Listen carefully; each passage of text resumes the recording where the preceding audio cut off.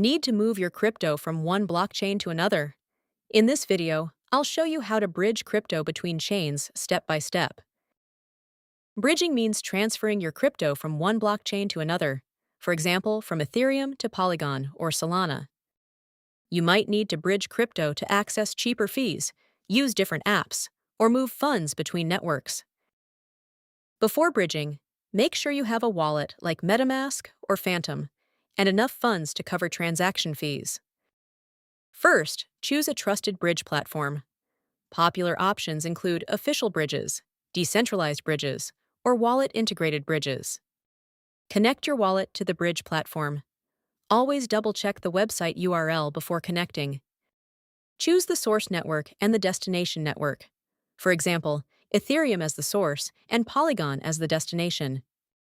Enter the amount of crypto you want to bridge.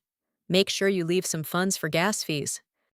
Review the transaction details carefully, including fees and estimated time, then confirm the transaction in your wallet. Bridging can take a few minutes depending on the network. Once completed, your funds will appear on the destination chain.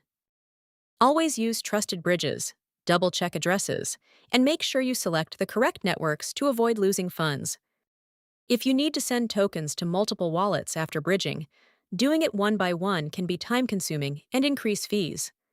Using the MyCryptoView AI multisender, you can batch transactions and send tokens more efficiently.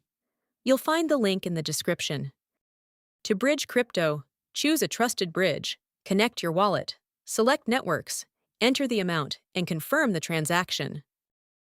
If this video helped, subscribe for more crypto tutorials and tips.